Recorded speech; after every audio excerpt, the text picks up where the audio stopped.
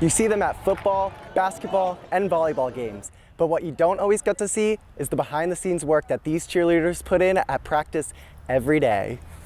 I knew that a bunch of my friends that were girls in high school cheer, and they cheer on teams. I didn't really understand it that much.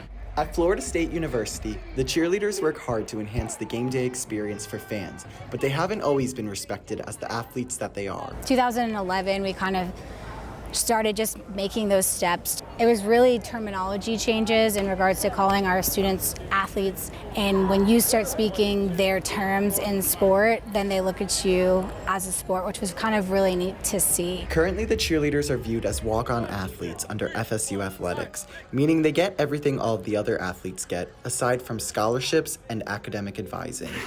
I get frustrated because they're still athletes. Cheerleaders and dancers are still athletes. They're still putting the same, if not more, hours into practice because not a lot of money gets put into that department as much as other sports.